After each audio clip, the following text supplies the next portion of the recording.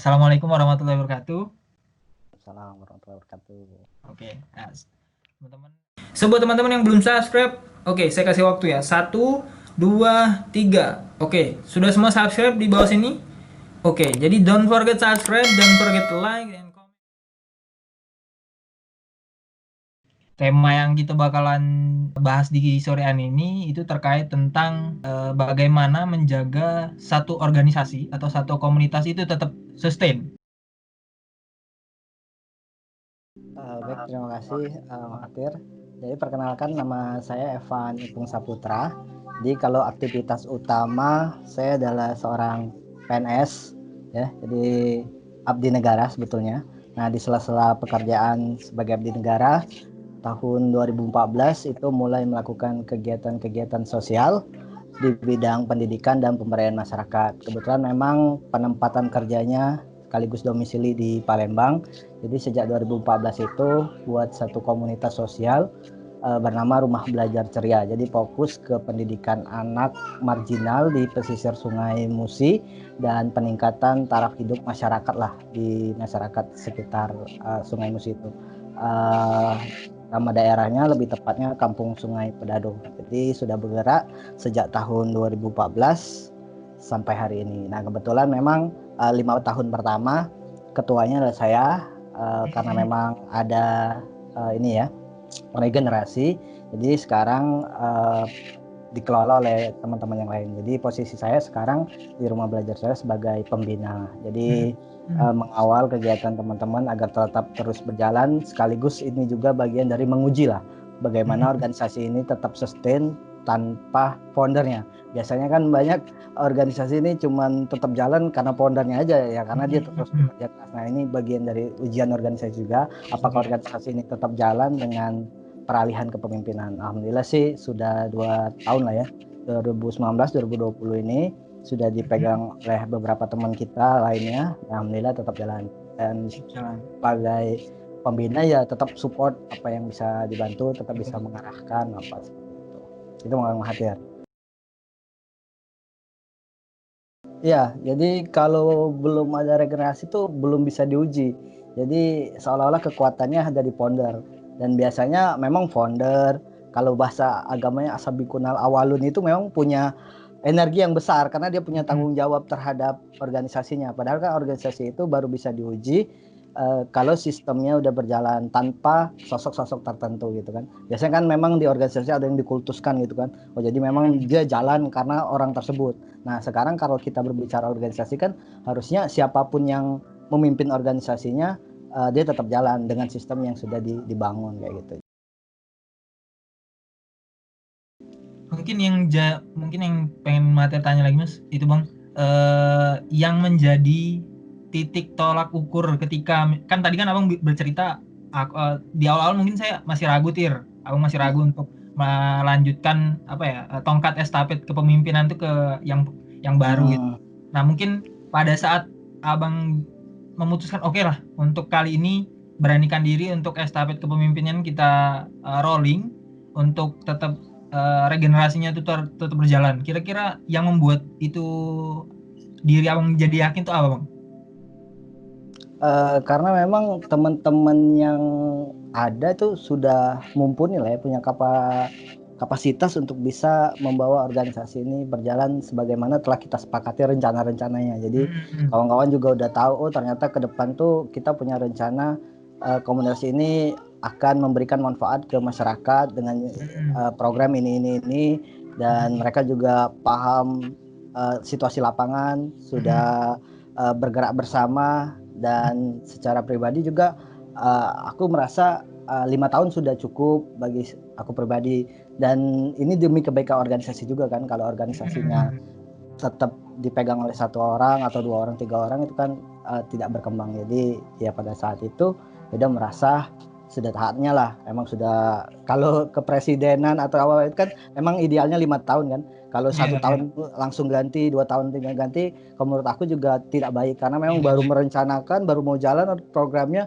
sudah ganti. Selera pemimpinan beda lagi. Nah itu jadi memang di awal memang sudah awalnya sih memang 3 tahun atau 5 tahun lah, 3 tahun atau 5 tahun harus ada pengganti, dan memang kebetulan setelah 5 tahun sudah ada orang-orang tepat yang bisa megang, jadi ya ikut sistem aja lah. Ke depan pun kalaupun memang teman-teman yang megang sekarang sudah 5 tahun, ya mungkin harus tetap regenerasi juga gitu. Tujuan itu patokan ketika kita mau jalan ya, siapapun itu, mau jalan ke suatu kota, kemanapun, naik gunung, kalau kita tahu tujuannya, itu akan apa ya, lebih memperjelas orang apa yang perlu diperbuatnya dalam suatu organisasi. Nah, organisasi yang nggak punya tujuan, nah biasanya tadi sampai tengah-tengah ada konflik, wah si A si B macam-macam konfliknya. Apalagi Komdep ini beresiko konfliknya ke masyarakat, konfliknya ke pemerintah setempat dan macam-macam. Udah lemes, udah males, aduh males Kak, udah berhenti aja. Itu kan kalau kita nggak punya tujuan, apalagi kalau bertemu antar relawan A, relawan B mungkin tidak pas hubungannya gitu kan. Jadi ayo udahlah aku berhenti aja gitu kan. Selalu aku sampaikan gitu. Konflik itu udah biasa itu ya. Konflik itu ini dinamikanya berorganisasi, tapi tujuan kita itu jauh lebih besar dari konflik yang ada ini. Nah, makanya setiap kali kegiatan, setiap kali evaluasi selalu disampaikan, selalu ditekankan ke relawan, selalu ditekankan ini loh yang mau kita capai. Kalau ini tercapai, kita udah nolong 400 kakak, sekian ratus adik-adik dan seterusnya.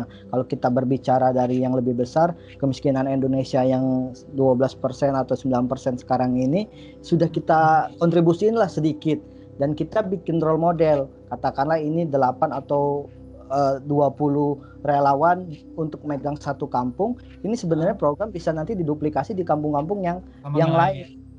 Karena banyak juga godaan, ayo Kak kita bikin di tempat lain. Nanti kita fokus di sini, kita bikin sistemnya yang bagus seperti apa. Nah, biar nanti ada anak-anak muda yang lain, yang baru, yang punya semangat, bisa menduplikasinya di tempat-tempat yang lain. Harapannya sih kayak gitu. Nah, jadi fokus pertama tuh kamu takut sih dimanapun, cari tujuannya seperti apa.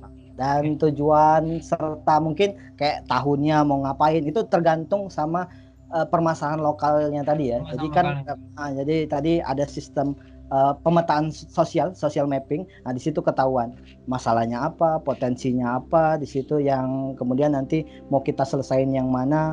Kemudian ruang kolaborasi, mungkin di samping kampung-kampungnya ada perusahaan, mungkin bisa kita ajak kolaborasi, dan itu sangat mempengaruhi berapa lama kita akan bertahan di situ. Termasuk di situ juga ada konflik-konflik sosial yang terjadi, agak susah. Makanya kita petain, kalaupun memang ada konflik sosial, ya udah kita realistis aja, nggak bisa mungkin 3 tahun, ya udah 5 tahun. Misalnya 5 tahun nggak bisa, ya udah 7 tahun gitu. Fleksibel lah, tapi intinya kita punya komitmen untuk mencapai sesuatu. Jadi bukan apa ya, bukan ego pribadi, ego founder, wah saya biar saya terkenal gitu, wah biar saya ini, enggak. Itu tujuan organisasi, siapapun yang megang kita menuju ke situ. Itu sih yang membuat mungkin ya selama ini relawan-relawan pun komitmen untuk terus berbagi.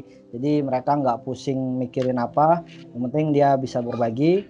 Saya selalu sampaikan, ini saya nggak saklek sih, 10 tahun nih kita bisa ngapain aja sebenarnya. Nah, teman-teman kalau punya kemampuan bisa ngajar, silakan ngajar. Kalau teman punya kemampuan digital marketing, ya silakan kelola sosmed dan seterusnya. Kalau punya teman-teman punya kemampuan entrepreneur, ya silakan ngajar tentang entrepreneur ke masyarakat.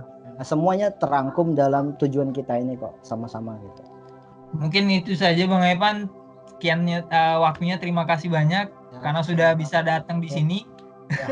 Jadi ini benar-benar video video yang saya buat untuk sebat sharing dengan teman-teman yang berfokus di dunia kerelawanan, agar orang tidak meremehkan lagi kegiatan relawan itu, karena kan banyak lah ya, kita nggak usah tutup lagi, banyak permasalahan di luar sana yang membuat orang untuk tidak jadi terjun ke dunia relawan.